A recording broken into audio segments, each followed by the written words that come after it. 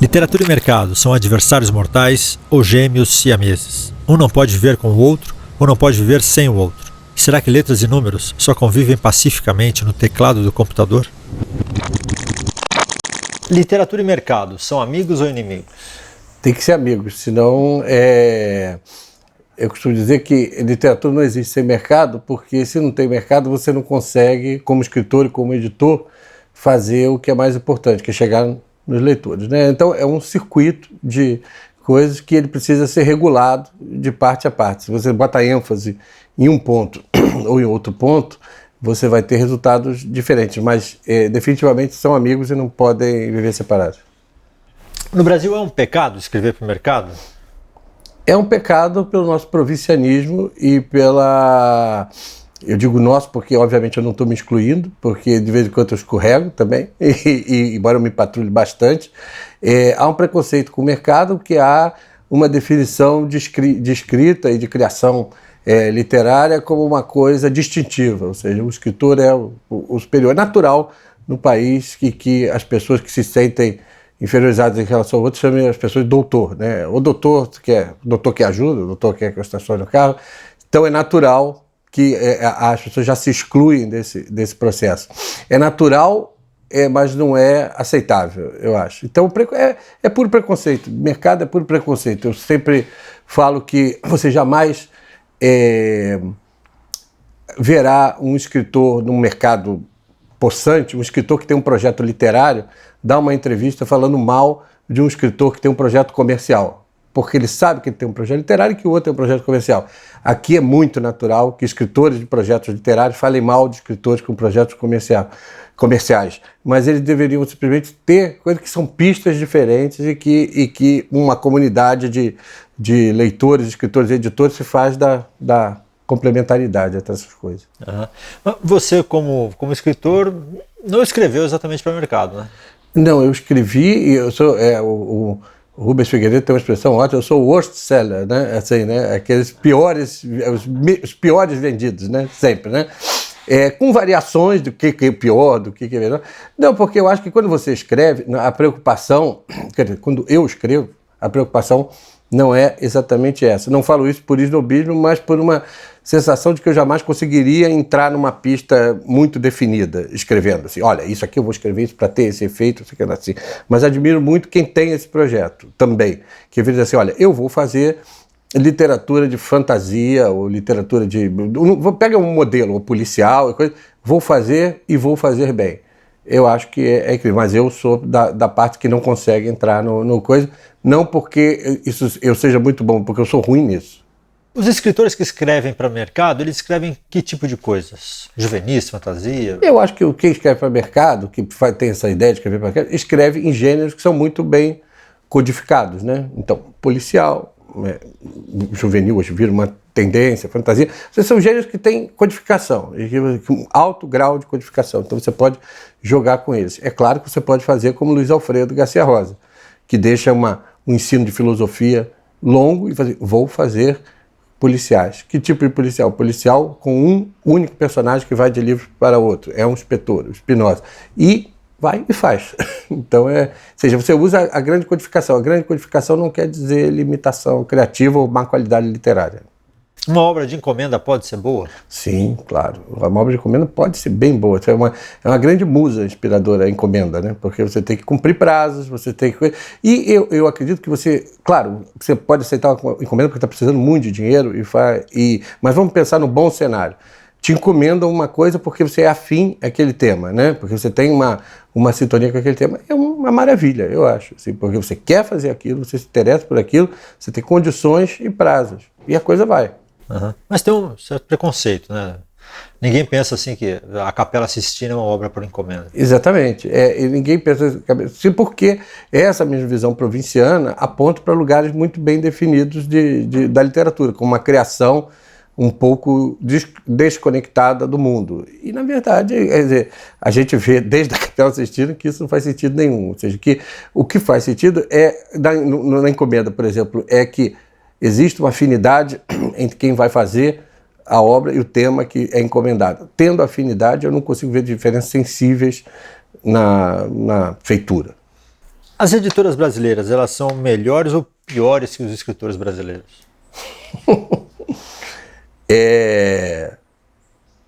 Eu acho que as editoras tentam muito ser melhores, não do que os escritores, mas tentam sempre ser melhores do que eram. E hoje, efetivamente, são melhores do que eram. Eu acho que tem parte a parte aí, né? Há toda uma reclamação geral, quando você não tem nada para falar, fala assim, mas precisa haver a profissionalização do mercado. Isso é uma coisa que quer dizer, hoje mais nada, você não sabe o que é a profissionalização do mercado, o que é a profissionalização do autor, né?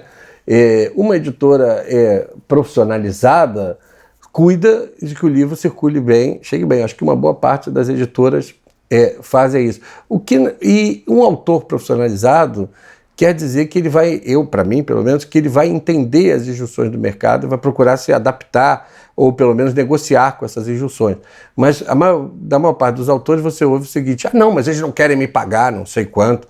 Quando uma editora profissionalizada não paga qualquer coisa para qualquer escritor a qualquer momento. Então, uns e outros, para serem profissionais, precisam parar um pouco para entender melhor. Acho que as editoras precisam entender melhor a natureza do que é ser escritor no Brasil. Os escritores precisam também entender melhor o que é ser editor no Brasil.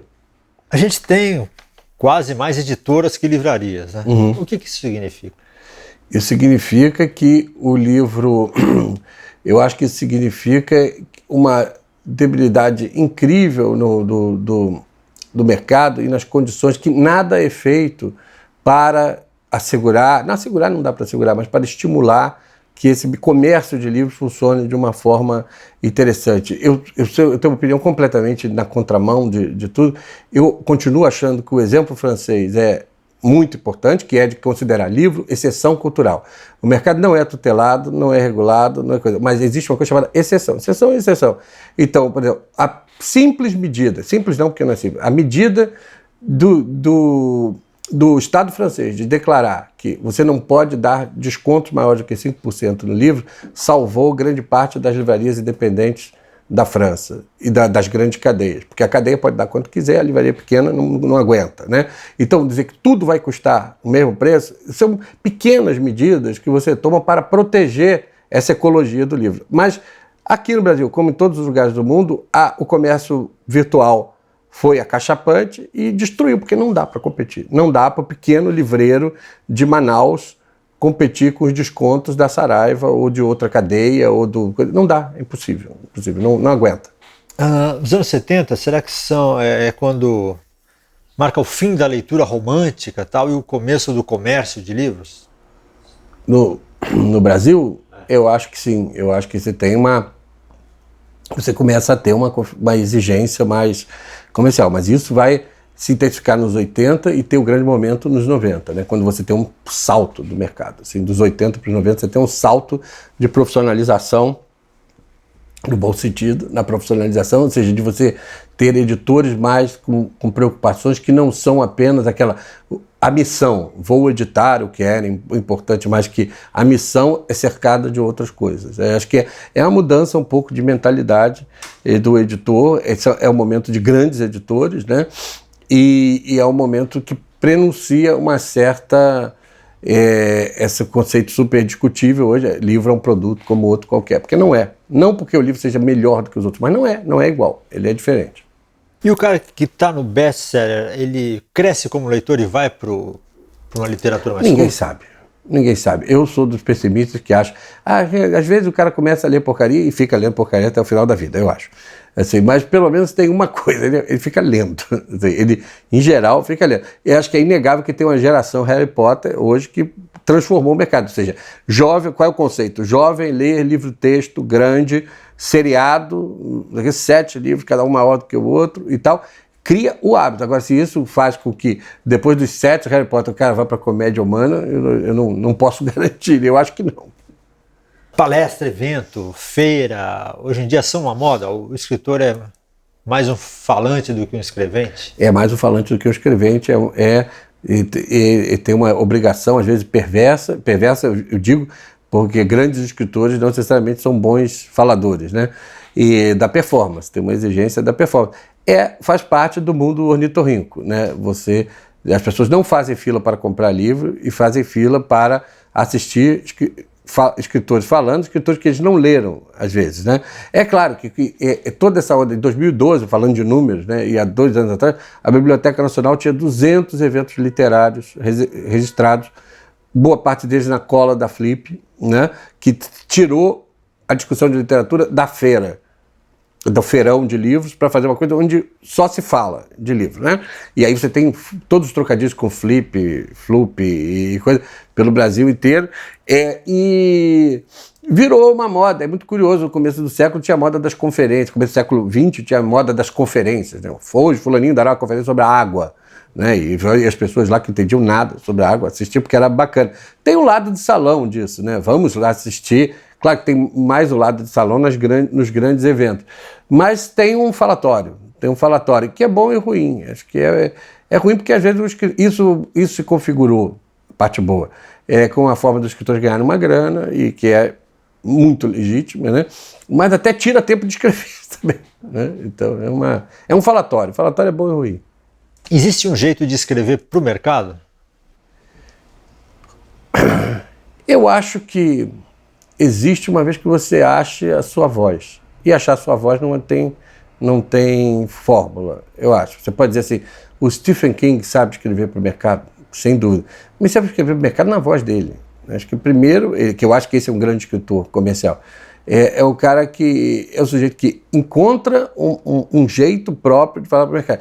Enquanto você tenta o jeito dos outros, vai dar errado, porque aquela história é tão simples quanto isso, né? Se fosse fácil copiar o Harry Potter, todo mundo teria copiado e teria muito sucesso. Então é preciso ter a própria voz. E uma escrita para o mercado é necessariamente uma escrita mais fácil? Ela é mais fácil para o leitor, no sentido que ela é mais codificada. Eu acho que é dificílima para o escritor, porque é aquela história, você precisa ter muito trabalho para fazer com que a coisa funcione parecendo facílima, assim, mas é preciso muito trabalho. Então não é fácil escrever fácil? Não é fácil escrever fácil, de jeito nenhum. Fácil é escrever difícil. E é possível um escritor escrever para o mercado e manter a qualidade literária? Totalmente possível, acho que tem, e tudo depende, mais uma vez, dessa coisa. Eu cito, de novo, o Luiz Alfredo Garcia Rosa. Escreve para o mercado com uma qualidade incrível, com uma voz incrível, e livros que têm sei lá, acho que tem uma performance ali, você lê os livros e acompanha aquele personagem muito envolvente, e eles juntos têm um universo todo, reconfigura uma Copacabana, reconfigura um tipo de detetive. É possível, sim, eu acho. Tem muito escritor para mercado que virou clássico depois, né? Balzac, Flaubert, com outras ideias de mercado. Robson Crusoe, né? Mas a gente nunca pensa que eles foram best-sellers na época, né? Tem a famosa piada, frase espetacular do Otto lá Rezende, né? Shakespeare não teve tempo de ser Shakespeare, né? Então é isso, porque estava ocupado pagando conta, né? Então a coisa, ao tentar expulsar essa dimensão do mercado, ao tentar expulsar a dimensão do mercado, você está expulsando uma coisa que é vida real. Vida real, o escritor come, né? Tem que pagar conta, então precisa ter uma coisa. O Balzac é o caso mais incrível de todos, mas o Shakespeare é muito bom também.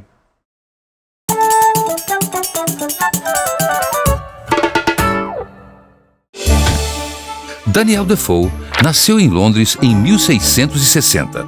Ele foi proprietário de uma mercearia, fabricante de tijolos, construtor de barcos e jornalista.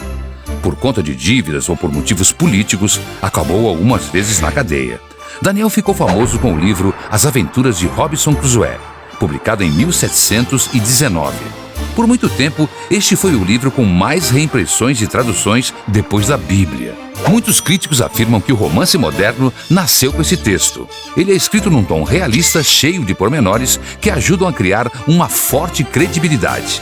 A história de Robinson Crusoe e de seu amigo Sexta-feira já virou filme, história em quadrinhos, série de TV e peça de teatro. Foi recontada e plagiada de várias maneiras. É um livro que não está sozinho numa ilha deserta.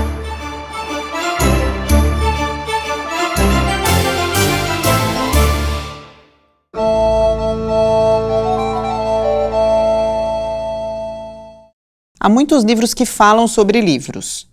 E também muita gente discutindo se os livros impressos em papel vão acabar, vão ser substituídos pelos livros digitais.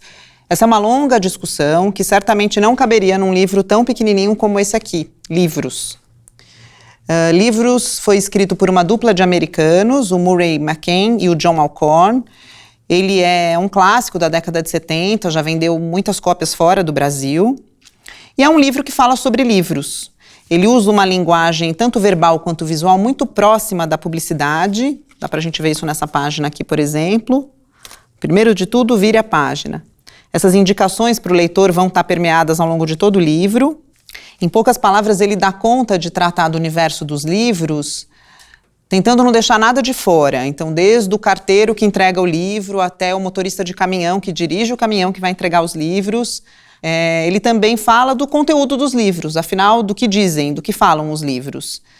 Isso é feito por meio de listas, então, em poucas palavras, a gente tem acesso a esse universo. E, nesse ponto, a tradução do Rodrigo Lacerda e do Mauro Gaspar é muito importante, porque eles trazem para essas listas alguns personagens da nossa cultura, como o Negrinho do Pastoreio, o Menino Maluquinho, que estão aí ao lado do Rei Arthur e de Shakespeare. É um livro que quer explicar para o leitor o que é um livro, fazendo com que ele leia do início ao fim um livro que explica isso de um jeito muito original.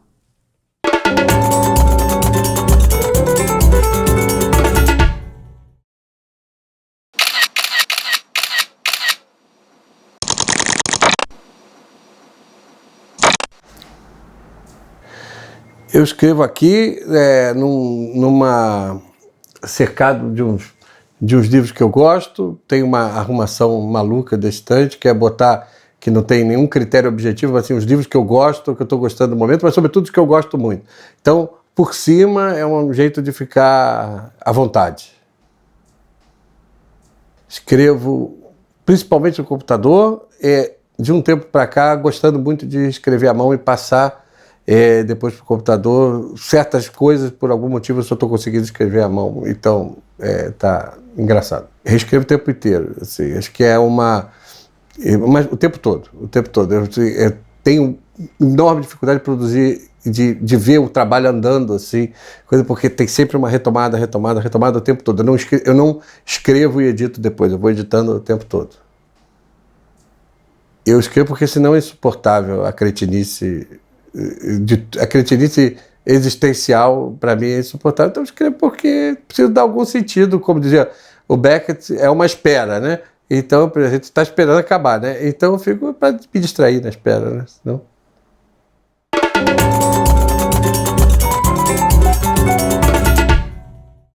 Oi pessoal, eu sou a Duda do blog Book Addict e hoje nós vamos conversar sobre o livro O Chamado do Cuco, escrito pela J.K. Rowling, famosa autora da série Harry Potter, sob o pseudônimo de Robert Galbraith. Eu sempre vou me referir como autora, porque já é de conhecimento público que a J.K. Rowling escreveu este livro. Ela dessa vez está se aventurando pelo gênero do romance policial. Ele teve uma boa recepção da crítica e dos leitores quando ninguém sabia ainda quem era sua verdadeira autora. E logo depois, quando a identidade foi revelada, o livro se esgotou em todos os lugares, em todas as livrarias, e milhões de cópias foram vendidas.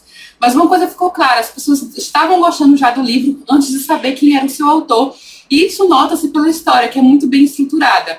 Ele conta a história de uma modelo que cai da sua sacada, ela acaba morrendo, a polícia investiga e dá como um suicídio, só que depois de 3 meses, o irmão desta modelo contrata o detetive particular Cormoran Strike para investigar a morte dela, porque ele crê que ela foi assassinada. Então, todo o livro se desenrola a partir desta investigação. Existem várias entrevistas, várias pistas que não dão em lugar nenhum, várias pistas que dão em algum lugar. E a gente, junto com o detetive responsável pelo caso, tenta descobrir o que foi que de fato aconteceu, se ela realmente foi assassinada e quem a assassinou. A estrutura do romance é muito boa, a autora conseguiu criar várias situações que são inexplicáveis de início, depois a gente percebe que era outra coisa totalmente diferente. Eu creio que ela teve algumas influências dos grandes escritores policiais antigos. Alguma coisa na estrutura dela me recordou certas histórias da Agatha Christie, mas ela foi muito original com o que conseguiu criar, com a representação da cidade de Londres, que é muito viva durante toda a história, e a investigação em si também não decepciona. Eu particularmente tive várias suposições e descobri que estava errada em todas ao final, então ela conseguiu me surpreender com o seu final. Eu gostei dos personagens também. Os personagens foram bem construídos e foram originais. É difícil criar um personagem detetive original hoje em dia. Ela criou um ex-soldado de guerra que foi ferido e que depois virou detetive particular. Ele também é filho de uma grande personalidade, só que ele é um filho bastardo, então ele não tem um bom relacionamento com o pai. Então é um homem que já carrega certa bagagem e ela conseguiu convencer ele em sua voz, principalmente levando em consideração que é uma autora mulher, então não é uma coisa tão fácil assim. E a parceira dele, que é sua secretária, são bem diferentes um do outro, mas eles funcionam muito bem juntos, então a química deu certo. E os dois investigam esse crime juntos, e é uma coisa bem interessante que instiga a nossa curiosidade. Então foi um livro que me empolgou. Só teve certos aspectos no final que eu fiquei um pouquinho decepcionada, porque eu achei meio implausível.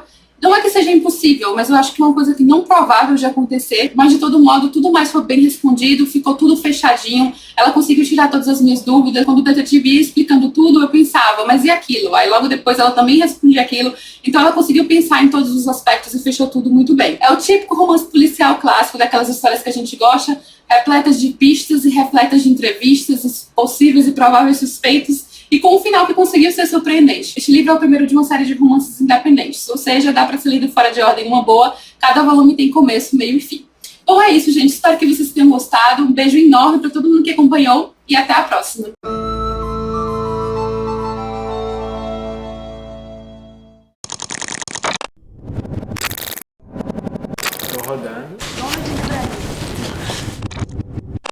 Nós temos um trabalho muito legal de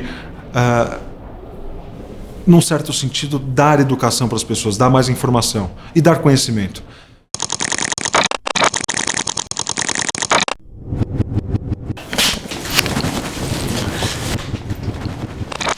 Ele trabalha muito, né? Quer dizer, como aí não difere de nenhum negócio, né? Quer dizer, então, tirando essa parte que é muito legal, né, de se relacionar com os fornecedores, os editores, com os clientes, com os autores, né? Nisso sim eu acho que é um mercado absolutamente próprio.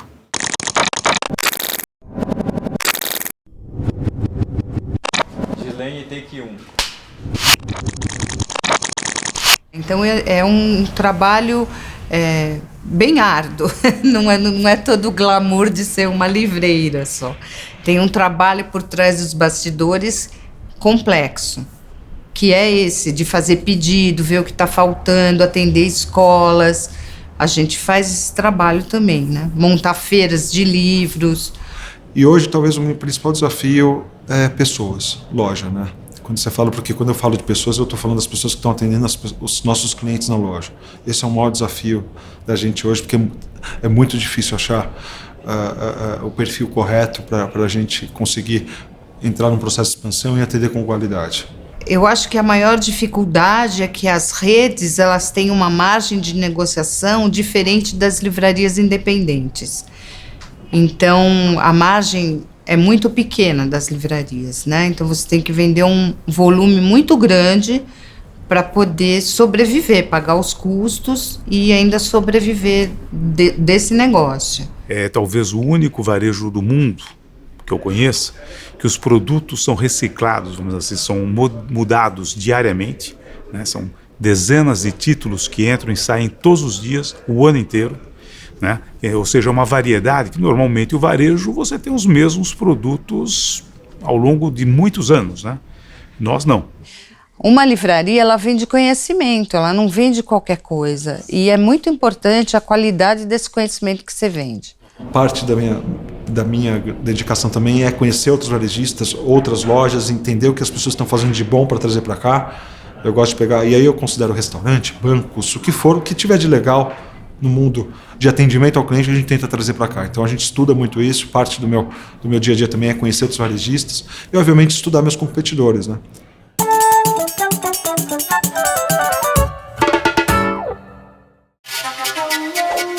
Roberto Bolanho nasceu no Chile em 1953. Morou no México, em El Salvador, na França e na Espanha. Bolanho era um inovador. Não se enquadrou em nenhuma das tendências literárias com as quais se rotulavam os escritores latino-americanos da sua geração. Para ele, a estrutura estava acima da história.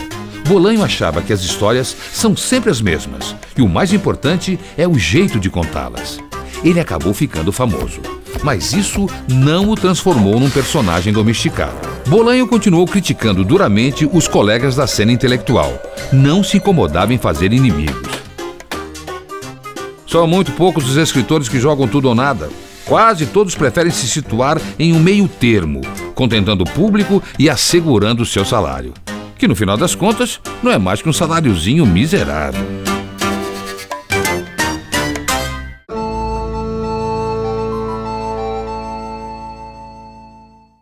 O livro que eu recomendo é O Encontro Marcado, Fernando Sabino. É um daqueles livros que juntam a qualidade literária com a sobrevivência editorial muito grande. São mais de 90 edições desde 1956. São jovens em Belo Horizonte, da década de 40, descobrindo o mundo, o sexo, a religião, sobretudo, uma tortura religiosa e existencial. Enfim, e é um livro que espantou muito a crítica quando foi lançado, e que eu acho que as sucessivas edições dele só mostram que ele fala para várias gerações, ele fala para todo mundo.